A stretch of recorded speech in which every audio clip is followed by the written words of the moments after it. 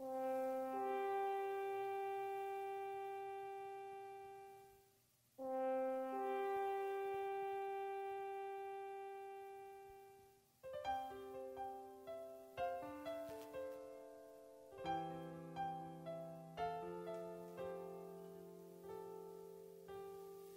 ang iyong mga mata, gumising na at magsaya. Kalimutan na ang problema, tayo na't magpuri kay Jesus. Buksan ang iyong mga mata, gumising na at magsaya. Kalimutan na ang problema, tayo na't magpuri sa Kanya. Hallelujah, hallelujah, hallelujah, hallelujah,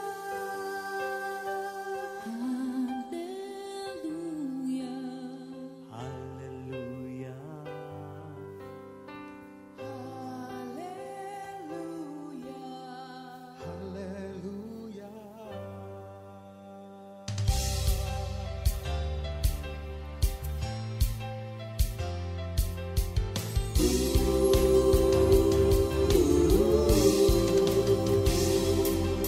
Buksan ang iyong mga mata, gumising na at magsaya.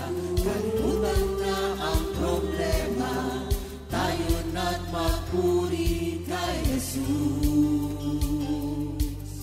Buksan ang iyong mga mata, gumising na at magsaya. Kalimutan na ang problema, tayo na't magpuri sa Kanya. Hallelujah, hallelujah, hallelujah, hallelujah, hallelujah, hallelujah, hallelujah, hallelujah. Buksan ang iyong mga mata, gumising na at magsaya. Kalimutan na ang problema, tayo na't magpuri kay Jesus. Buksan ang iyong mga mata, gumising na at magsaya. Kalimutan na ang problema, tayo na't magpuri sa Kanya. Hallelujah, hallelujah, hallelujah, hallelujah, hallelujah, hallelujah, hallelujah, hallelujah. Di ka iiwan, di ka pababayaan. Kumapit ka, umawit ka, at magpuri sa Kanya. Buksan ang iyong mga mata, gumising na at magsaya. Kalimutan na ang problema, tayo na't magpuri kay Jesus. Buksan ang iyong mga mata, gumising na at magsaya. Kalimutan na ang problema, tayo na't magpuri sa Kanya. Hallelujah, hallelujah, hallelujah, hallelujah, hallelujah, hallelujah,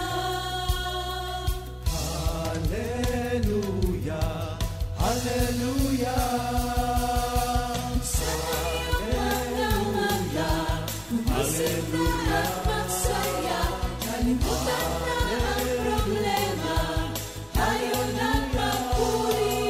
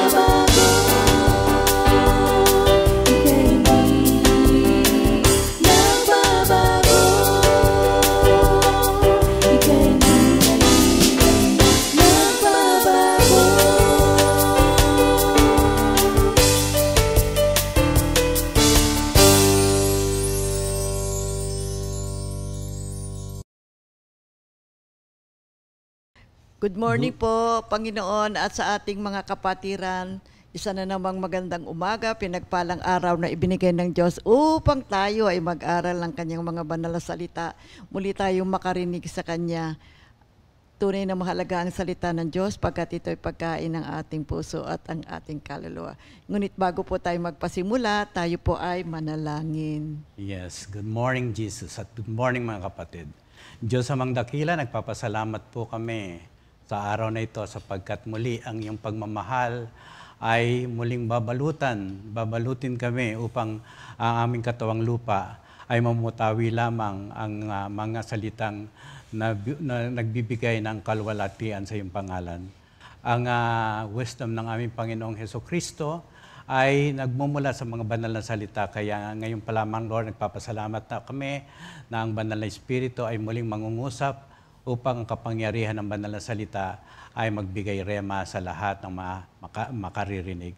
Lord, muli, pagpalain mo po ang araw na ito at ang umagang ito ay nasa iyo lamang ang kapangyarihan at glory. In Jesus' name we pray. Amen. Amen. Ating memory verse of the week, 1 Corinthians 10, verse 12. Therefore, let anyone who thinks that he stands take heed lest he fall. Ito po ay magandang paalala. Sa Tagalog naman. Memory verse of the week sa Tagalog, unang Korinto 10:12. Kaya't mag-ingat ang sinumang nag-aakalang siya'y nakatayo at baka siya mabuwal. Oh, magandang memory verse ito mga kapatid. Ito po ay isang warning. Pag-iingat po. Tayo ay dapat na mag-ingat sa ating kalalagayan. At sinasabi rito na tayo ay maging humble, magpakumbaba. Bawat oras ng buhay natin. Purihin ang Panginoon. Good morning, mga kapatid. Good morning, Lord. Good morning, Jesus. Narito na naman po tayo sa ating GMJ sa pag-aaral natin tungkol sa sanctification. Isang mahalagang pag-aaral para malaman pa natin sa malalim na paraan ang tungkol sa ating salvation. At ating tinalakay na yung what is sanctification, sanctification of the spirit, sanctification of the soul. So ngayon naman ay at tinalakay din natin yung why God wants His people to be holy. At ngayon naman tatalakayin natin yung sanctification of the body. At ang ating pong verses ay matatagpuan natin dito sa tatlong mga Bible verses po ang babasahin ko. Unang-una, 3 John verse 2 sa Tagalog, mahal kong kaibigan. Idinadalangin kong ikaw sana'y nasa mabuting kalagayan at malusog ang katawan tulad ng iyong buhay espiritual. Sa English, my dear friend, I pray that everything may go well with to the extent that your mind will prosper, so your body prospers.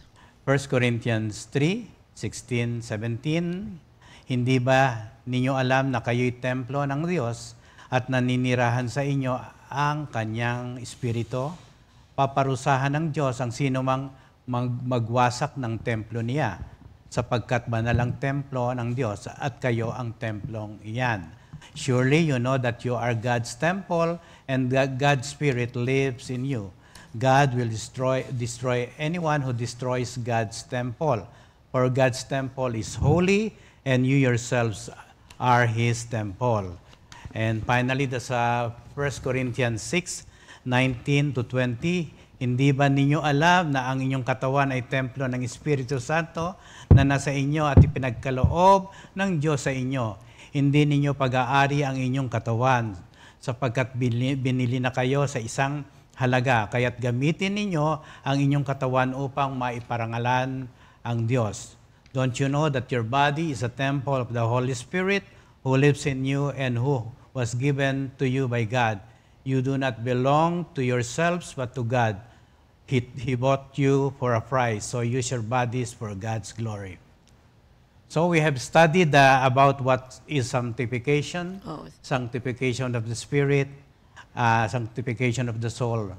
Why God wants His people to be holy, and now we are going to study about the sanctification of the body. The body needs to be sanctified, yes, of course.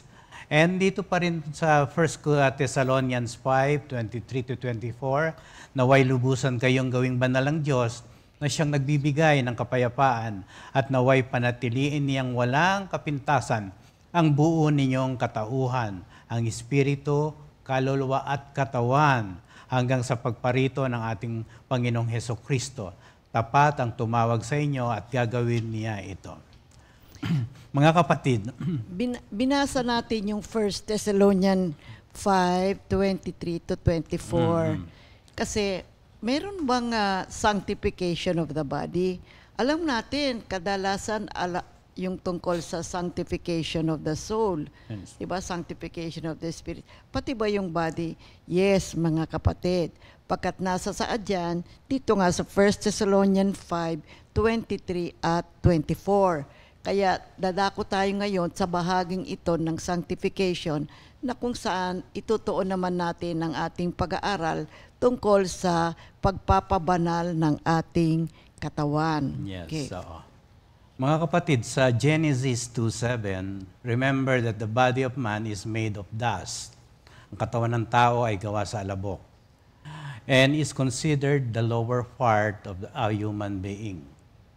Ang salitang body in 2 Corinthians 7:1 ay sarx, S-A-R-X,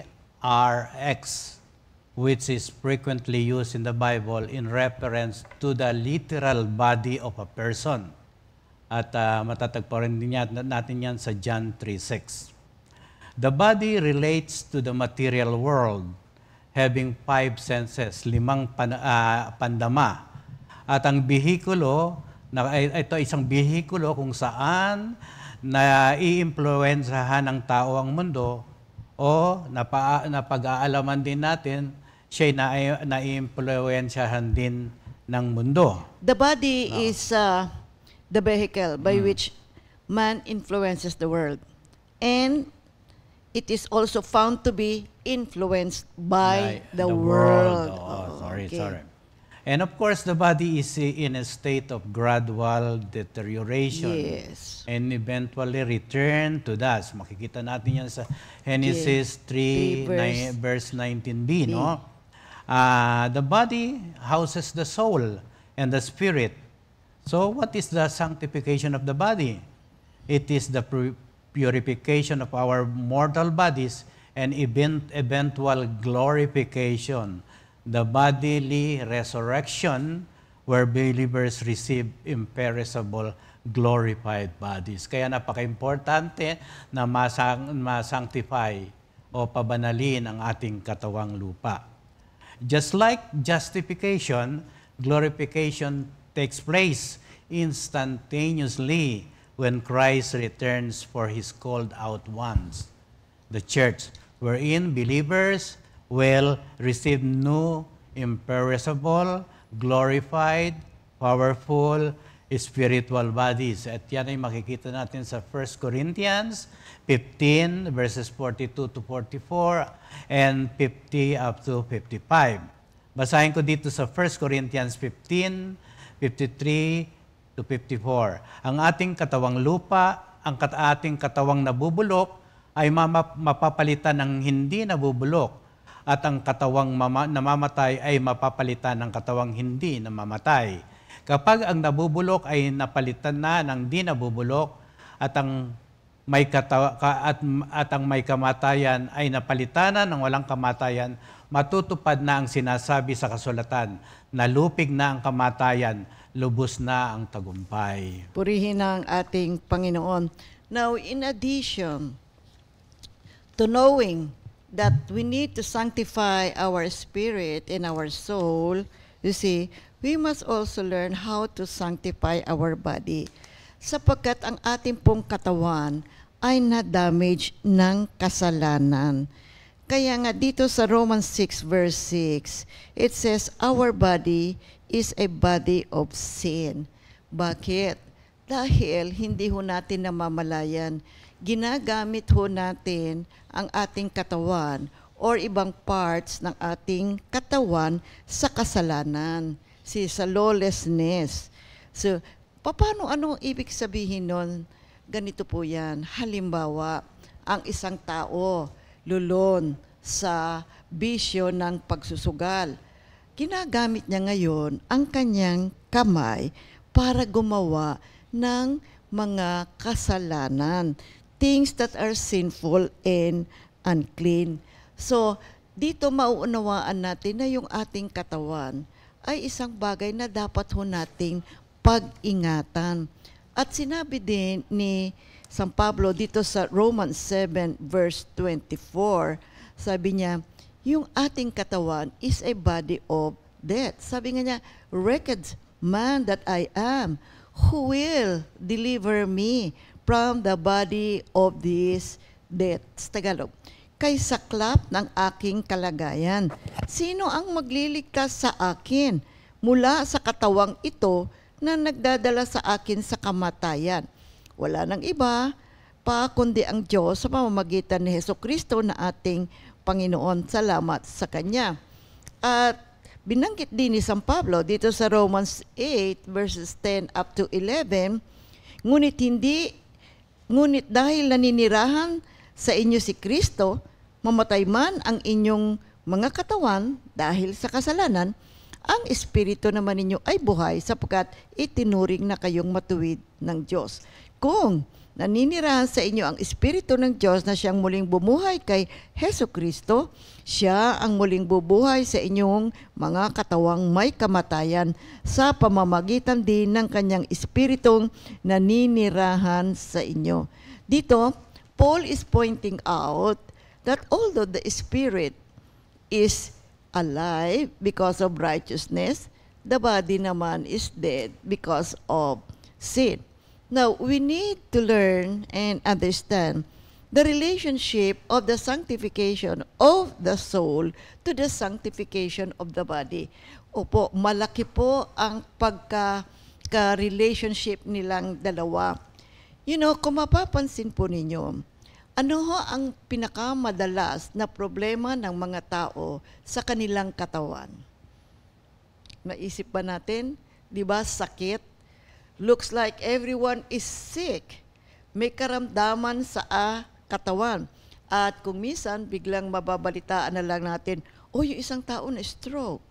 O yung isang tao si ganito, si ganiri, nagkasakit. At merong mga madali at magaang na pagkakasakit. At yung iba naman ay matindi ang kanilang mga nagiging karamdaman. At yung mga ibang concerns regarding our bodies, which includes like yung attitude natin, yung personality natin in the brain, you know, pag-aaralan po natin yan. Ano ang relationship ng sanctification of the soul to the sanctification of the body?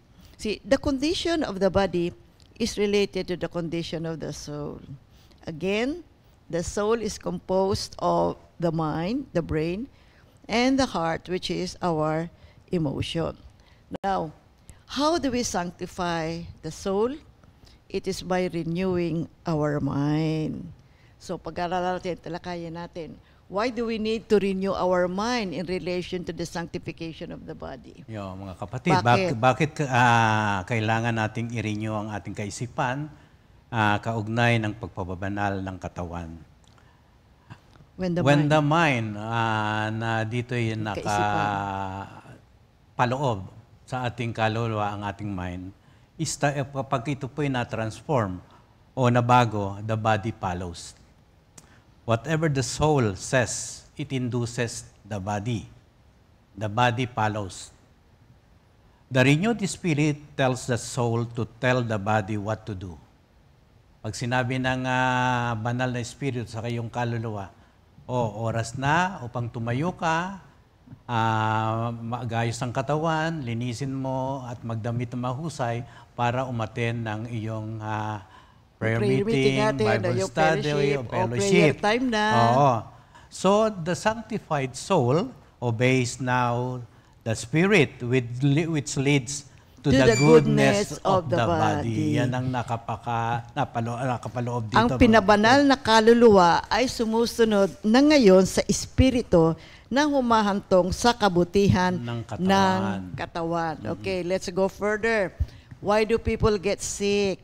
Alam nyo, meron po isang aklat na sinulat si Dr. M.J. Straito entitled The Sanctification of the Heart. Ito po ay isang napaka-extensive na pag-aaral na research nila sa medical profession. And she is also a Christian. Alam nyo, dahil sa kanilang medical research, they found out that 87 to 95% of all the diseases has been traced back to what goes on in our thought life. At yung thought life is in the soul. Now, it is the result of what goes on sa ating kaisipan. See, according to the Bible naman, sa Proverbs 23:7, as a man thinks in his heart, so does he become. So, kung anong iniisip ng isang tao sa kanyang puso, gayon din siya nagiging. So, sa isang malawak na pananaliksik, a massive body of research na kanilang ginawa dito sa medical profession, napatunayan nila at na-discover nila, the mind and body connection is real. What we think affects us emotionally, intellectually, and physically. Now, for every thought that you meditate on, kung anuman ang naisip mo, there is a physical reaction in your body in the form of electrical current traveling along the nerves of your brain and the production of various hormones and chemicals that flow throughout your entire body in response to those thoughts. Okay, nakita natin ha, mahalaga yan. Para sa bawat pag-iisip na iyong pinagninilay-nilay, mayroong isang physical na reaction na nagaganap sa iyong katawan.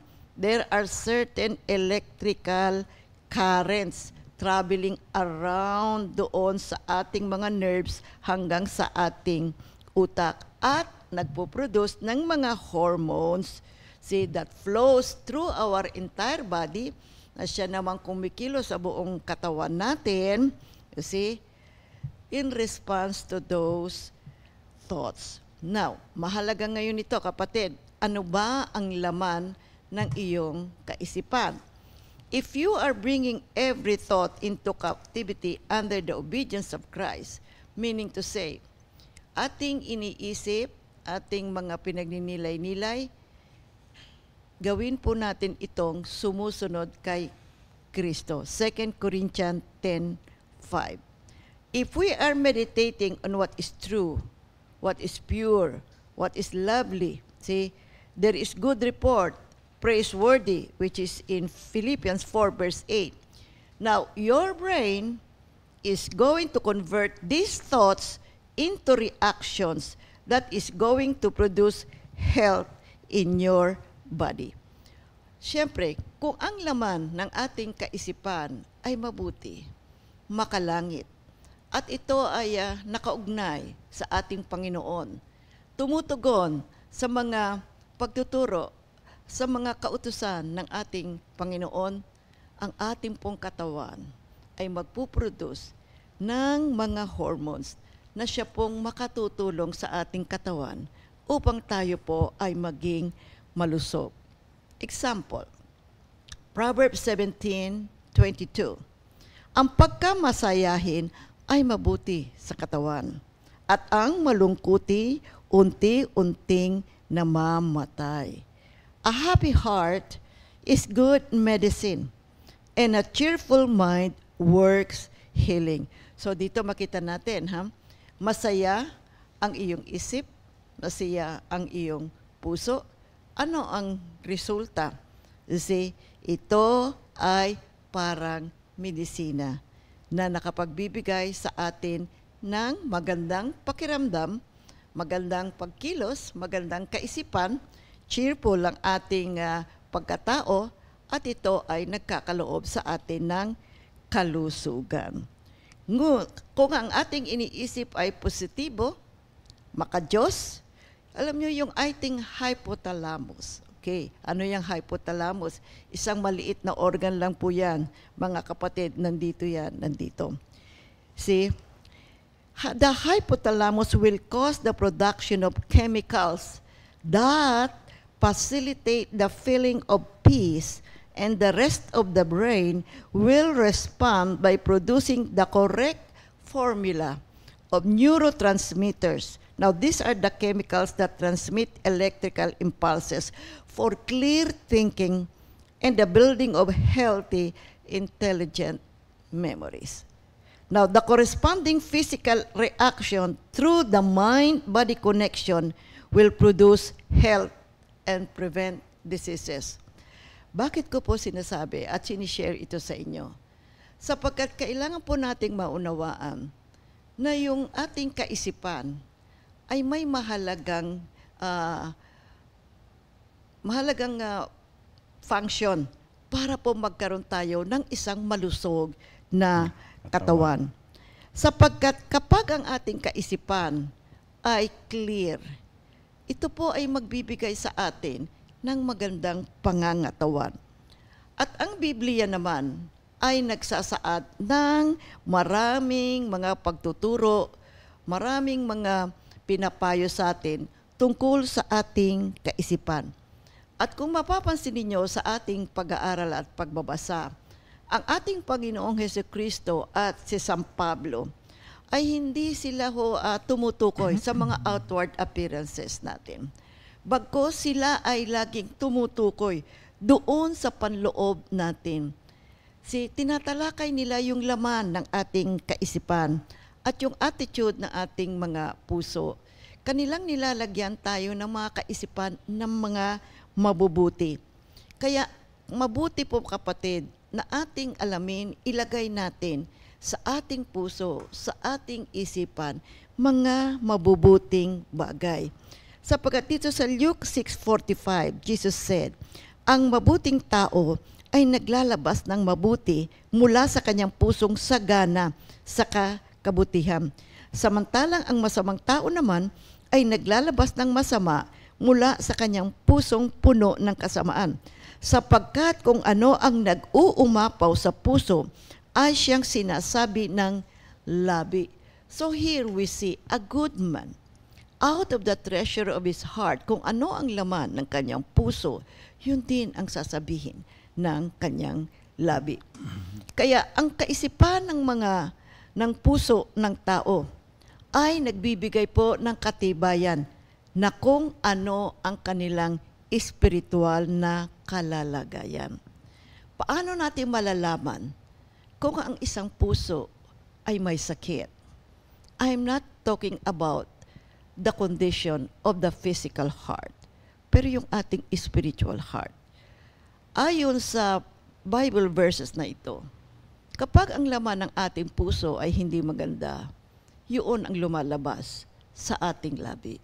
So here makikita natin, itong pusong ito ay may hindi magandang condition sapagkat lumalabas sa bibig niya ay hindi rin magaganda. Kaya kailangan ma-discern natin ang ating mga pagkilos. We have to realize na yung ating mga actions begins with our thoughts. At ang katangian ng pag-iisip ng tao, tumutukoy sa katangian ng kanyang buhay. The character of a person's thoughts determines the character of his life. Ang kanyang mga actions are inspired from within. Every product of the soul, whether it is an action or a purpose, is first a thought. You see, and because we are born with a sinful nature, yung ating soul, ang laman palagi, ay hindi maganda.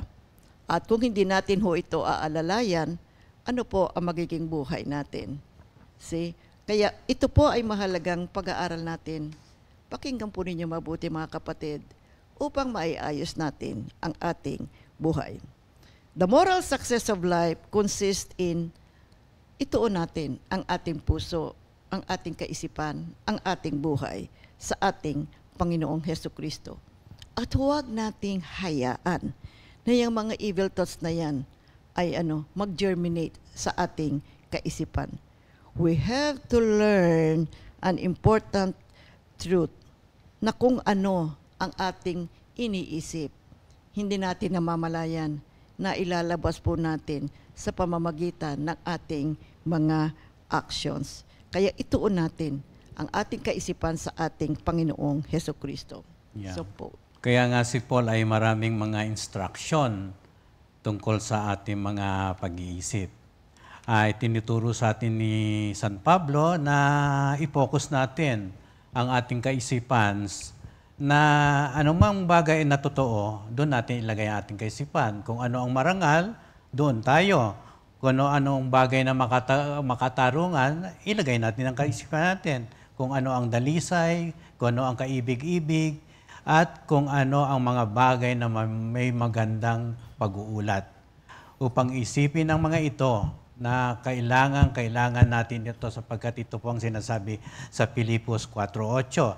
At pag ito po ay nailagay na natin sa mabuting kalagayan ng ating pag-iisip, kailangan ito'y makasunod sa kagustuhan ng ating Panginoon. At gawin natin itong bihag upang makasunod sa kagustuhan ng ating Panginoong Hesukristo sa 2 Corinto 10:5. And of course, sa Kawikaan na 4:23, ang puso mo'y ingatan, mabuti at talagaan, pagkat iyan ang isang bukal ng buhay mong tinataglay. At sa Kawikaan 3:5, kayawi ka magtiwala, buong puso at bulubusan, at huwag kang mananangan sa sariling karunungan. Sa lahat ng iyong gawain, siya nga'y alalahanin, upang ika'y patnubayan sa iyong mga tatahakin. Napakagandang mga instruction na mga salita ng Diyos na kailangan nating maintindihan lubusan upang we can be obedient to the will of God.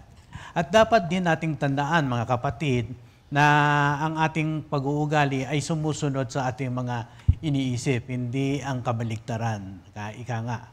Ang mga kaisipang ating kinagigiliwan ay pinoproseso ng ating mga puso at lumalabas sa ating bibig at sa ating mga kilos. Ibig sabihin, kapag ang iyong kaisipan ay masaya, ang iyong mata ay siyempre, hindi, kung ang maningning, nagniningning ang iyong mga mata. Tsaka yung face mo. Yung face masaya. mo at masaya at makikita na talagang may kaligayahan na nagmumula sa iyong kalooban. Ito yung magmamanifest sa iyong katawang lupa. At yan ay mabibigang halaga sapagkat isinunod mo kung ano ang iniisip ng iyong kaisipan na maganda. At sa pagsusuri at pagtugon sa ating mga kaisipan ay pangunahing dahilan ay pasakop tayo. Ang ating pag-uugali, lagyan natin ng prenda na i-hostage natin. Take full control. Kaya nga sabi yung 2 Corinthians 10:5, make your take your thoughts captive and make it obey Christ. Yan ang ibig sabihin niyan. Okay. Now, we have to realize therefore, mga kapatid, na if we want our body to change, we have to change our mind. The renewing of the mind. We have to realize that we have to renew our mind. And that is sanctification of our soul. So, importante pong maunawaan natin ito, mga kapatid. And there's an important thing that we also have to understand tungkol sa sanctification of the body, and that is about healing. Yung ating body kasi is na-destroy po ng kasalanan. At yan ang isa sa dahilan kung bakit ang maraming mga tao ay may sakit. Kaya mahalaga po yung renewal. I'll give you an example. Halimbawa, nagpagawa ka ng isang bahay.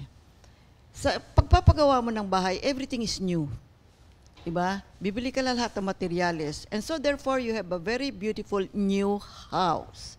So nalinis na yan, malinis yan, napinturahan mo lahat. And then something bad happened to that house. Well, an example would be nasunog. Diba? Nasunog yung bahay na yon. So anong gagawin mo? Maibabalik mo pa ba yan sa dati niyang kalalagayan? Di ba hindi? You will have to turn down everything. At bibili ka ngayon ng mga bagong materyales, lilinisin mo yan, bibili ka ng bagong materyales at muli mong itatayo ang bahay. At ito muli ay isang napakagandang tahanan o bahay na gagamitin. Now, ganun din sa katawan natin. Now, this body is ruined by kasalanan. At because tinanggap natin ang ating Panginoong Hesukristo bilang tanging Panginoon at tanging tagapagligtas natin, remember that we are now crucified in Christ. Wala na ang dating pagkatao. We are now a new being. So tulad ng bahay na yan, bago na. Bago na ang bahay. Bago na itong body na ito. Nag-resurrect ang ating Panginoon, tayo rin ay nagkaroon ng resurrection. Hindi mo na makikita yung lumang bahay, bagong bahay na ngayon. Now, ano ang gagawin natin para ma-prevent natin ngayon itong bagong tahanan na ito, itong bagong body na ito, para hindi na muling maruin o ma-destroy ng mga bad elements. Ngayon, kung i-apply naman natin ito sa spiritual, you know what? Yung ating kaisipan, naruruwin yan sa pamamagitan ng mga toxic mindset. Yan yung fire na sumisira ngayon sa ating kaisipan. Now, we have to deal with this toxic mindset sa papaanong paraan? By repentance and renewing of the mind. Kaya binigyan natin talaga ng isang araw dito sa ating GMJ ang pag-aaral tungkol sa repentance. Kaya mahalaga po at yun din ay sundan po ninyo yung pag-aaral na yan. We have a very damaged body. See, because of chronic stress, mga levels ng mga different hormones na hindi nakakatulong sa atin, and then there is also the toxic effects ng mga drugs, ng radiation, at maraming mga elements dyan sa labas. So, our damaged body also needs to be repaired and rebuilt.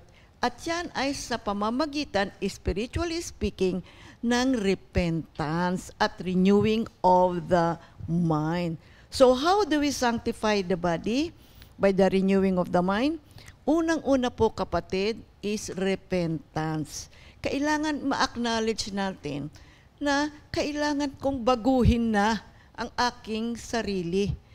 At sa pamamagitan nito, we have to remove all these toxic things. We have to let them go. Hingi natin ng tawad sa Diyos ang lahat ng ating pagkakasala.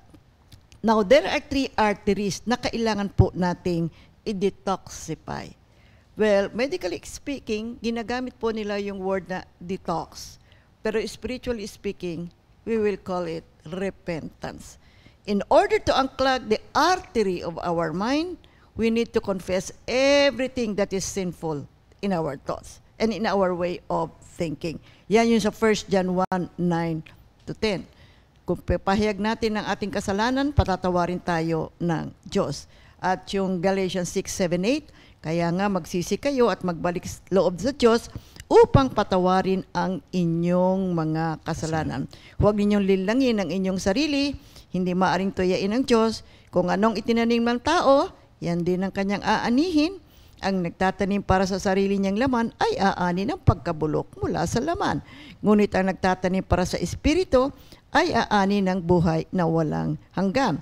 Now, detoxification is a medical term. It's about the physical body. It means cleansing the blood. So, this is done by removing impurities from the blood in the liver where toxins are processed for elimination. Ngayon, yung detoxification naman spiritually is repentance. What you sow, you reap. You see? Kaya righteous living is nutrition for the soul. But then, good nutrition cannot replace repentance. Repentance is necessary. See? Para po tayo ay ma-detox spiritually.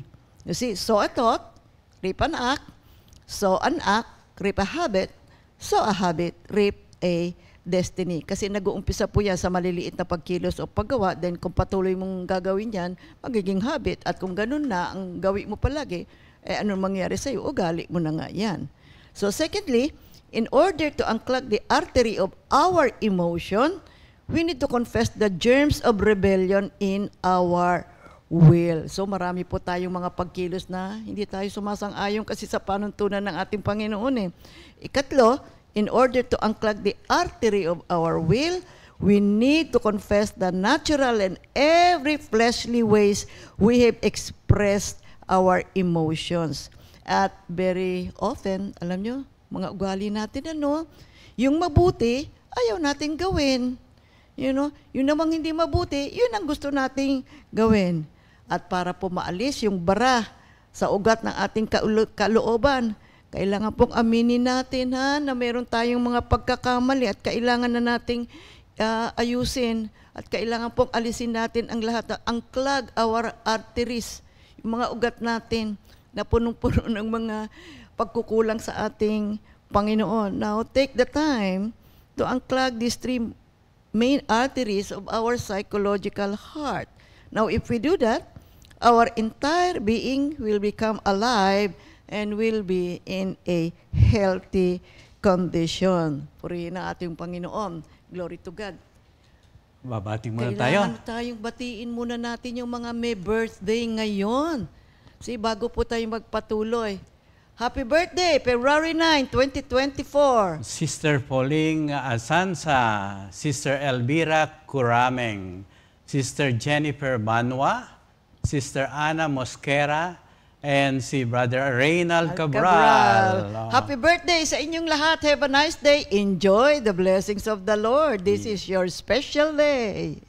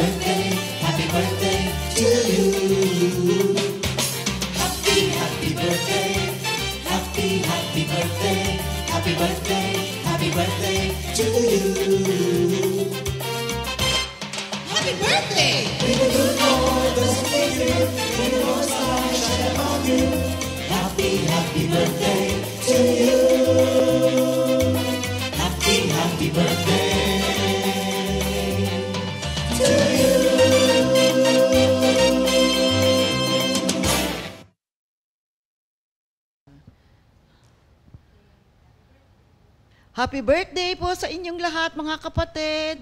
At meron po tayong announcement. Okay. Yeah, babasahin ko po yung announcement natin. Please be advised of the election of Board of Governors of the Charismatic Outreach Ministries Foundation, Inc. or COMPI. Ito po ay gaganapin sa February 10, 2024. Ito po ay Sabado. Saan po gagawin? Dito po sa COMPI Worship Center, BF Homes, Parañaque City. Ano po ang oras? Magsisimula po tayo sa alas 7 ng umaga hanggang sa ikatlo ng hapon. Wala pong non-break dito, tuloy-tuloy po ito. Kaya kung malilate kayo at dadating kayo ng after 3 o'clock, pasensya na po at hindi na po kayo makakaboto. And of course, we encourage that your presence ay makarating kayo at makita ninyo na napaka-importante ng inyong boto upang muli ang kapahayagan ng Diyos sa bawat isa sa atin ay mabigyan ng kahalagahan ng kanyang banal na salita sa pagpili niyo ng mga tao o mga nilikha niya na magpapatuloy sa pagganap ng kanilang mga tungkulin. Mga kapatid, tandaan po natin, 7 lamang po ang isusulat ninyong pangalan. Kaya we encourage nyo na manalangin muna, number 1. Pangalawa, basahin po ninyong mabuti yung mga pangalan ng mga candidates. Kasi hindi lang po 7 ang mga nakalagay, nakasulat ng mga candidates. Basahin po ninyong mabuti at mag-pray kung sino po ang isusulat ninyong pangalan. And then thirdly, isulat po ninyo ang buong pangalan. Kung ano po yung nakasulat doon, kompleto naman merong apelyido at merong pangalan. Isulat po ninyo ng buo para hindi po masayang ang inyong balota. Purihin ng Diyos at pagkatapos, isasabit na po ninyo yan doon sa ihuhulog na ninyo yung inyong balota. So, see you on Saturday. Oo, Saturday. Present po kayo mga kapatid, ha? Bukas na pala yun, no? Oo, maaga pa, 7 o'clock. Oh, before 7, pwede naman na. Pwede. Oo. Andun lang muna sila sa labas. Yes. At ikalawang announcement natin, ito. CSM Metro Manila Quarterly Fellowship. Ang pinakatema, Rhythms of Love, 1 John 4:16-18. At gaganapin po ito sa kailan? February 25, 2024. Alas 2 ng hapon hanggang alas 6 ng hapon. Saan po gaganapin? Dito po sa Cramsis, Makati West. And of course, may dress code po, smart casual. Uy, may kulay pa. Kulay, ang color theme ay Red, pink, red, pink, and and white. And of course, may love offering na 250 per head. Mga kapatid. Purihin ang Panginoon. O sige, take note po mga CSM ha. Dalo po kayong lahat. And then, meron po tayong new song of the week. Yeah, oh. Give Glory to the Lord, composed by Sister Sally Bartolome and arranged by Brother S.J. Garcia.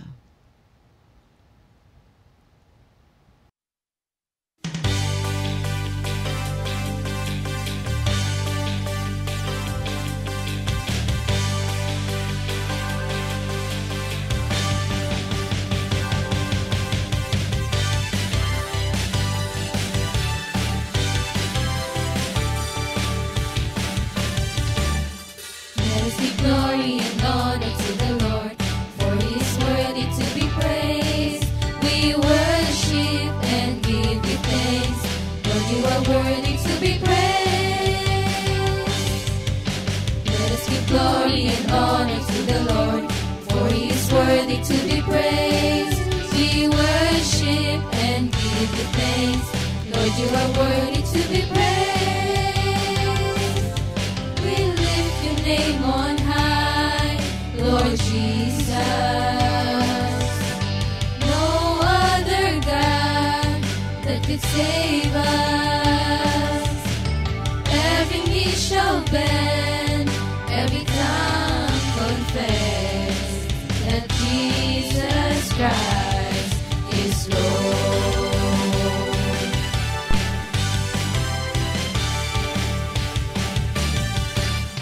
Let us give glory and honor to the Lord, for He is worthy to be praised. We worship and give you thanks, Lord, you are worthy to be praised. We lift your name on high, Lord Jesus. No other God that could save us. Every knee shall bend, every tongue confess that Jesus Christ is Lord.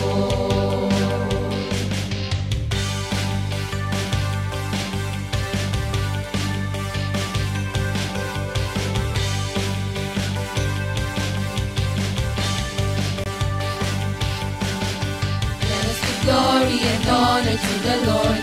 Let us give glory and honor to the Lord. Let us give glory and honor to the Lord. Let us give glory and honor to the Lord. Let us give glory and honor to the Lord, for He is worthy to be praised. We worship and give you thanks, Lord, you are worthy to be praised. Let us give glory and honor to the Lord, for He is worthy to be praised. We worship and give you thanks, Lord, you are worthy to be praised. We lift your name on high, Lord Jesus. No other God that could save us.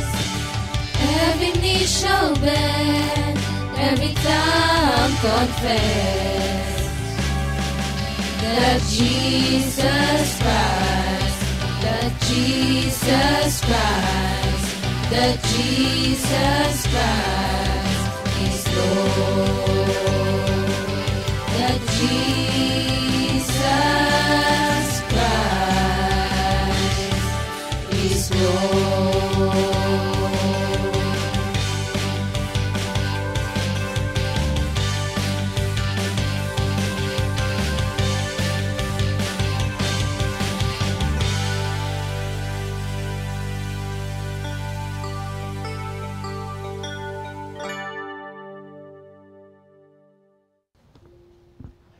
Sa pagbabalik natin mga kapatid, nabanggit ni Sister Remy about yung how to sanctify the body by renewing of our mind. Ay binanggit niya dito ang salitang repentance.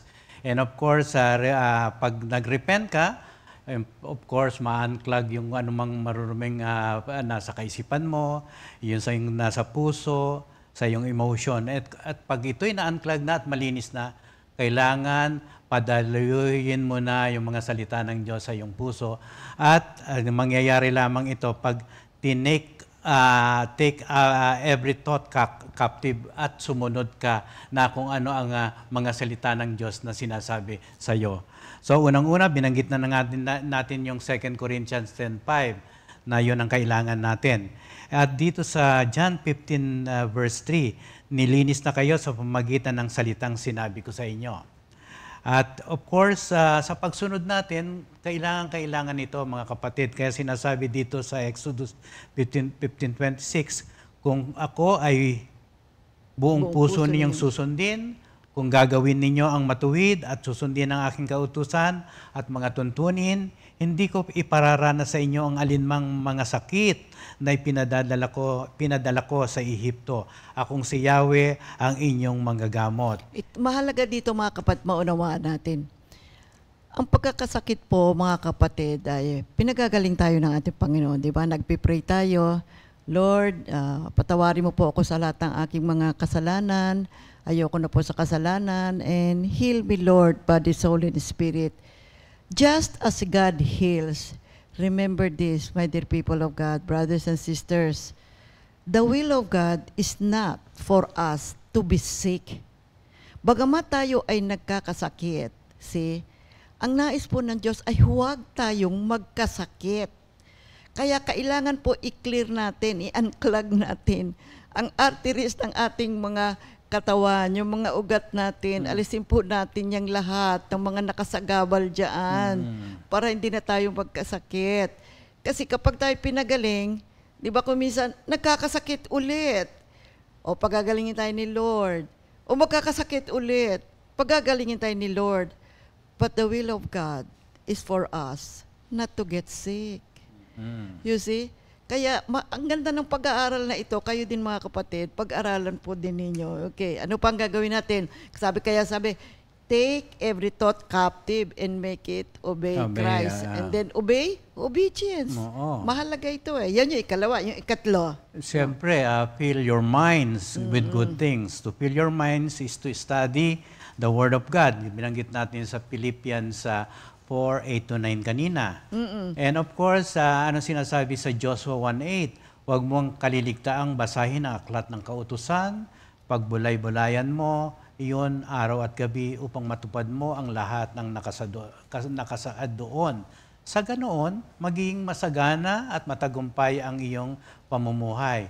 So, napaka-importante pala mga kapatid na makapag-aral tayo, pagbulay-bulayin natin at i-meditate natin ng gusto ang mga salita ng ating Panginoon sapagkat ito'y magiging katagumpayan ng ating buhay spiritual. At yung sinasabi na fill your minds with good things, diba? That is spiritual. Now, physically naman kapatid, kung nag-detox na po tayo at inalis na natin yung mga hindi mabubuting mga bagay sa ating mga katawan, nag-detox na tayo, ay lagyan naman natin yung ating katawan ng mga mabubuting pagkain, good nutrition. You see, ayusin na po natin. Kasi kung minsan, sige-sige lang tayo, no? Hindi natin namamalayan, ay hindi na naman nakakabuti ito sa ating katawan. You know, ang mga pagkain, mabuti po yan. Yan ay nilikha ng Diyos para makatulong sa ating kalusugan. Ngunit, alamin natin yung makatutulong talaga sa atin. Yung makapagbibigay ng kalusugan kasi hindi lahat kasi tinatanggap ng katawan natin . May bawal din naman. Oo, may bawal kasi kung minsan pag kinain mo, biglang sumakit yung tiyan mo. Tapos, napasobrahan ka ng ganito. Pagpunta mo sa doktor, bawal, wag mo na munang kainin yan. Kaya fill our lives with good things. Okay. Verse. Okay. Ano yung ikaapat? Ikaapat naman. Kailangan natin pray a lot. Connect to God. We have to connect to God. We have to communicate with God. Oo. Kaya nga dito sa Philippians 4:6-7, huwag kayong mabalisa tungkol sa anumang bagay. Sa halip, hingin ninyo sa Diyos ang lahat ng inyong kailangan sa pamamagitan ng panalangin may pasasalamat. At ang kapayapaan ng Diyos na hindi kayang maunawaan ng tao ang siyang mag-iingat sa inyong puso at pag-iisip dahil sa inyong pakikipag-isa kay Kristo Jesus. So napaka-importante pala na makakonect tayo sa ating Diyos. Okay. Ang lumikha sa atin sapagkat siya lamang ang makatutugon kung ano ang dapat nating gawin sa katawang lupa na create niya, ang kaisipan natin na binago niya at ang Espiritu na lagi niyang nire-remind na sundin ang kanyang mga banal na salita. Now, yung tinalakay natin was how to sanctify the body by the renewing of our soul. Okay? Yun yung repentance, diba? Which includes a detoxification. Yung ikalawa, to sanctify and preserve our soul, take every thought captive, make it obey Christ. Yung ikatlo, fill your minds with good things. At yung ikaapat, pray a lot. Now, talakayin naman natin how to sanctify our bodies. Yung kanina, sanctifying of our mind or our soul. Now, let's discuss how to sanctify and preserve our bodies. Unang-una, you see, we must not live sinful lives, mga kapatid. Pangalagaan natin yung ating katawan. See, huwag tayong mabuhay sa kasalanan. You see, kaya yung Romans 6:6, alam natin, yung dati nating pagkatao na ipako na sa krus, kasama na ni Kristo. You see, kaya hindi na tayo dapat paalipin sa kasalanan. Huwag po nating gamitin yung ating katawan sa paggawa ng kasalanan. You see, ang mga tao po kasing hindi nakakaunawa na yung katawan ay mahalaga po na bahagi ng ating pagkatao. Bigay din ito ng Diyos. Nilikha tayo ng ating Panginoon. Kailangan pong pangalagaan natin ito, mga kapatid. Huwag natin gamitin ito sa mga kasalanan o mga bagay na hindi talaga kalugod-lugod sa ating Panginoon. Pangalawa, to preserve our body, we must not present our body to anything that is sinful. Instead, present ourselves as slaves to righteousness and parts of our body as weapons of righteousness. Kaya sabi ng Matthew 5:29-30, kung ang kanang mata mo ay nagiging sanhi ng inyong pagkakasala, dukutin mo ito at itapon. Mabuti pang mawalan ka ng isang bahagi ng iyong katawan kaysa ang buo mong katawan ang itapon sa impyerno. Kung ang inyong kanang kamay ay nagiging sanhi ng inyong pagkakasala, putulin mo ito at itapon. Mabuti pang mawalan ka ng isang bahagi ng inyong katawan. You see, sinasabi, kasi yung buong katawan mo ang maitapon sa impyerno. Yung Romans 6:12-14, huwag ninyong paghariin ang kasalanan sa inyong mga katawang may kamatayan upang hindi na ninyo sundin ang masasamang hilig na ito. Huwag na ninyong ipailalim sa kapangyarihan ng kasalanan ang alinmang bahagi ng inyong katawan bilang kasangkapan sa paggawa ng kasalanan. Sa halip, pasakop kayo sa Diyos bilang mga taong namatay na at muling binuhay at ihandog ninyo sa Kanya ang inyong katawan bilang kasangkapan sa kabutihan. Sapagkat hindi na dapat maghari sa inyong kasalanan, hindi dahil kayo'y wala na sa ilalim ng kautusan, kundi nasa ilalim ng kagandahang loob ng Diyos. So example, keep our eyes away from evil pictures, our ears from unclean things. Marami ho tayong napapanood, nababasa. Marami ho tayong napapakinggan, yung tenga natin, yung mata natin, paan natin, mga kamay natin. You see, hindi po madali ito, ngunit kailangan po na pag-isipan natin mabuti. Tingnan natin kung anong uri at pamamaraan ang ating buhay. You know, there are a lot of bad elements around us. So we need to keep our body from seeing and hearing things that will contaminate us. See, abstain from fornication. Nako, rampant po yan, mga kapatid. Preserve our body in sanctification and honor. See, ang mundong ito, punong-puno po ng mga bad mga elements. At take note, maski tayo po, mga may edad na, hindi natin pwede sabihin, ay, hindi ko naalagaan ang body ko. The more we have to take care of our bodies. Huwag nating isipin dahil matanda na tayo hindi na natin babantayan yung ating sarili. Ay, hindi po mga kapatid. We need to take care of our bodies. Number 3, how do we sanctify and preserve our bodies? Yes, inutusan tayo ng Diyos na i-present natin ang ating katawan sa ating Panginoon. Paano natin mai-present ito? Kailangan na kapag tumatayo tayo sa harapan, nagbibigay ng salita ng Diyos, maayos din naman tayo dapat. No, of course, nai-impluwensahan ng ating katawan habang tayo nagsasalita, nabibigyan natin ng kaluguran ng ating Panginoon sapagkat sinasabi niya, kung malinis ang iyong katawan, ay isang bahagi yan ng katawan na nagbibigay kaluguran sa akin. Yes, kapag hinarap po natin ang ating sarili sa ating Panginoon, humarap po tayo ng may kalinisan po ang ating buong pagkatao. You see, sapagkat po ang Diyos ay banal. Hindi po kalugod-lugod sa Kanya na makita tayong sumusunod sa Kanyang mga panuntunan.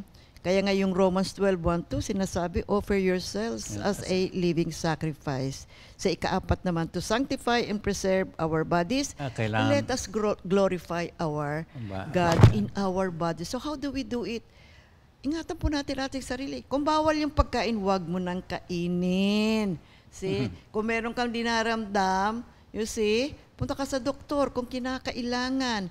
Huwag pababayaan yung ating mga katawan na ibulit sa kasalanan. At kung meron naman tayong hindi mabuting karamdaman, ay humingi po tayo ng payo. Magpatingin po tayo sa mga nararapat na ginagamit ng Diyos na tutulong para tulungan tayong makabalik sa isang mabuting kalusugan ng ating katawan. Kasi sabi ni Lord, Isaiah 43:7, they are my own people and I created them to bring me glory. Yung Isaiah 43:10, bayang Israel, ikaw ang saksi ko. Pinili kita upang maging lingkod ko, upang makilala mo ako at manalig ka sa akin. Walang ibang Diyos maliban sa akin, walang nauna at wala ring papalit. Kalima. And of course, to sanctify and preserve our bodies, we must magnify Christ in our life. Ito ang sinasabi dito sa awit 104 verse 1. Papurihan mo si Yahweh, o aking kaluluwa. Ikaw, Yahweh, na aking Diyos, kay dakila mong talaga. Karangal at kamahalan, lubos na, nararamdaman ka. At sa Lucas 1:46-47, ito ang sinabi ni Maria, ang puso ko'y nagpupuri sa Panginoon at ang aking espiritu ay nagagalak sa Diyos na aking tagapagligtas. Kay luwalhatiin natin ang ating Panginoong Hesukristo sa pamamagitan ng ating katawan. Kapag tayo po ay nasa mabuting kalalagayan ng ating pangangatawan, sasabihin ng mga tao, uy, bakit ang ganda-ganda naman ng ng countenance mo? Si Lord. Di ba, kadalasan ganun ang sagutan. Si Lord. Ay, talaga. O, di mahihikayat na rin yung mga ibang tao na, ay, lalapit na rin ako kay Lord. Alam niyo, kuminsan nga maraming mga tao, alam niyo, minamagnify yung kanilang sakit. Himbis na luwalhatiin ang ating Panginoon. Misa nga napunta kami sa isang prayer group, di anniversary nila. Sabi sa akin ng sister, ito po si ganito, si sister ganito. Alam mo, ang dami-dami niyang sakit. Hindi, pinagaling ka na ni Lord. Kinausap ko, sister ganito, o balita ko, marami kang dinaramdam. Ay, opo, meron po akong ganito at ganito at ganito. Ay, naku, naglitahan niya ng kanyang mga sakit. Looks like every organ of the body ay merong karamdaman. Ko, sister, huwag ganyan ang kaisipan mo. Bagamat meron kang dinaramdam sa iyong pangangatawan, ay i-confess mo na ikaw ay pinagaling ng Diyos. I-confess mo na nandiyan dyan ang pag-ibig ng Diyos na nagbibigay sa atin ng kagalingan at ang kanyang pag-ibig na siyang lulukob sa ating katawan ang magdadala sa atin ng wholeness ng ating body. Sabi niya, ay hindi sister, may sakit ako. So I keep on evangelizing and telling her about the healing of the Lord. Ay hindi, may sakit ako talaga. Tapos sabi ko, sige tumayo ka nga sa kinauupuan mo. Alam niyo, ayaw niyang tumayo. Nakaupo siya. Hindi ho ako makatayo. No. Sabi ko, halika. Hinawakan ko yung kamay niya. Halika, tayo ka. Ayoko ho, may sakit kasi ako. So you see, we have to renew our mind. Kailangan po, kasi kung ano na sa isip natin, lalabas talaga sa action natin eh. Gusto niya, may sakit siya. Yun ang confession niya. Hindi talaga siya tumayo. Ayaw niya. And then, there is pumunta pa kami sa isang outreach naman. Sabing ganyan, Sister, paki-pray over naman si ganito, yung si ate, si ganito. Di punta naman kami doon sa bahay, kapitbahay Nakahiga, alam nyo, 12 years. At hindi siya payat. Hindi ho siya mukhang itsura na bedridden. Maganda ang kanyang pangangatawan, malaki ang katawan niya. Sabi ko, bakit ka nakahiga? Sabi niya, kasi po may sakit ako. Ano ang sakit mo? Sakit sa puso. O sige, halika, tumayo ka. Sabi ko, ayoko. Nakahiga talaga ha. Look, hindi ho siya payat. Nakatulad na makikita mo na maraming mga taong maganda ho ang pangangatawan. Bakit ayaw mong tumayo? Kasi ho, may sakit ho ako sa puso. Halika, tumayo. O sige, umupo ka na lang dyan sa kama mo. Maski umupo ka lang, ayoko ho. Sabi, alam mo, hindi talaga siya tumayo, kapatid. Well, anyway, wala na rin naman siya. Nabalitaan ko na namatay na rin si kapatid. Talagang kailangan po, ayusin natin ang ating kaisipan. Ayusin natin ang ating sarili, mga kapatid. Mga kapatid, sapagkat kung maayos ang ating sarili, we fulfill our holy purpose to become holy. Yan ang gusto ng ating Panginoon. Ang sabi nga sa 1 Corinthians 9:26-27, hindi ako tumatakbo ng walang patutunguhan at hindi ako sumusuntok sa hangin. Subalit, pinahirapan ko ang aking katawan at sinusupil ko ito upang sa gayoy hindi ako maalis sa paligsahan pagkatapos kong mangaral sa iba. So, mga kapatid, hindi lang naman kami na tinawag upang mangaral. Habang nangangaral kami sa inyo, kayo rin mangangaral upang ang halimbawa na itinuruan ng Diyos sa amin ay mag-multiply at makita na ng Diyos ang kagandahang loob na pinagkaloob niya sa ating lahat. So to sanctify and preserve our bodies, mga kapatid, ay gamitin po natin ang ating katawan para ma-fulfill natin yung ating purpose at yung pagkakatawag sa atin ng ating Panginoon. Kasi ang bawat isa po sa atin ay mayroong kalalagayan sa body of Christ. At alamin natin kung ano yung calling natin at pagyamanin natin yung ating mga gifts. Gamitin po natin yan sa ikalaluwalhati ng ating Diyos. At makikita nyo, ang isang buhay na nakaugnay sa ating Panginoon at tumutugon sa kanyang pagkakatawag sa atin, alam nyo, we will become happy. Masisiyahan ka sa pagsunod mo sa Panginoon Matutuwa ka talaga. Yung bang countenance mo, yung damdamin mo, yung espiritu mo, kaluluwa mo, magiging masaya. And this will bring us healing. At ito ay makapagbibigay sa atin ng isang kalusugan.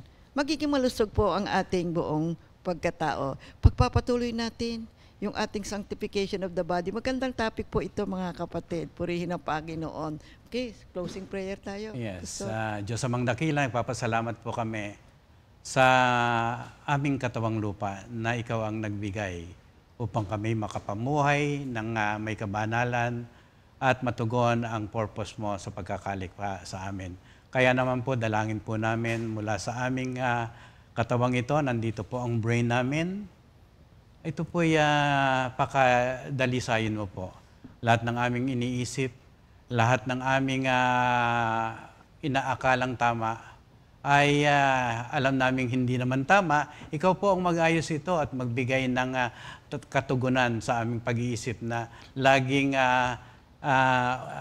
opposite sa iyong will. Kaya naman po, dahil sa iyong mga salita na banal, nililinis mo ang aming kaisipan, ang aming mata, itinuturo mo po ang mga banal na salita na mabasa namin at ang aming bibig ay ibuka ang mabubuting bagay na ipinagkaloob mo sa iyong mga banal na salita. Ang aming tenga nakakarinig sa labas, pero ang pakikinggan lang namin ay yung mga salita na naituturo sa amin ng mga pastor, mga ministro na nakapagbibigay ng kalawalhatian sa iyong pangalan. Ang aming katawang lupa, ang ating katawang ito na may puso pisikal, bigyan mo po kami ng mga pagkain, makapagbibigay ng kalusugan sa aming panloob na katawan, at ang aming sa mga kamay na ginagamit namin ay gamitin ito upang makapaglingkod sa aming kapwa. At ang aming paa, palakasin mo upang mapuntahan pa namin ang mga dapat puntahan na nangangailangan ng iyong banal na salita. At ito po ay alam namin dahil gusto mo kami na makapaghayo ng iyong banal na salita at ang kaisipan namin ay matiwasay at ang iniisip lamang namin ay makapagbigay ng iyong mga banal na salita. Lord, we pray that the wisdom of God ay mamutawi sa aming buhay spiritual sapagkat ang Diyos naming pinaglilingkuran at ay tapat at handang tumugon sa aming panalangin. Kaya naman po, Lord, ngayon pa lang ay nagpapasalamat na kami sa mga katugunan ng aming panalangin. All for your glory. In Jesus' name we pray. Amen. God bless everyone. 2 Timothy 2:2. Hallelujah.